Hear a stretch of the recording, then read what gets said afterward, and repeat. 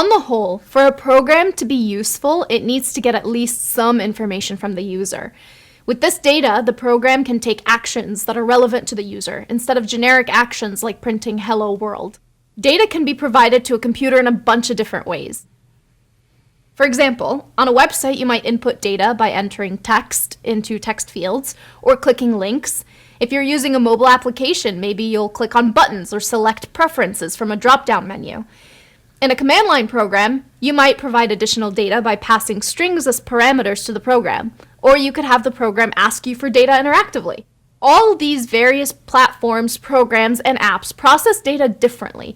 Some might take the contents of a file as data to be processed, others gather data from other sources and process it in the background. Remember our earlier example when we automated the process of identifying and removing duplicate emails?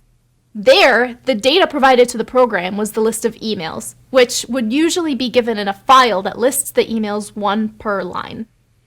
Whichever way your application gets the data, it will need to come from somewhere. For our first examples in this course, we'll just have the data as its own line in our block of code. This is limited, but straightforward. Later in this course, and in upcoming courses, we'll introduce you to better ways of feeding data into your code. For now, though, let's see this idea in action in a very simple example.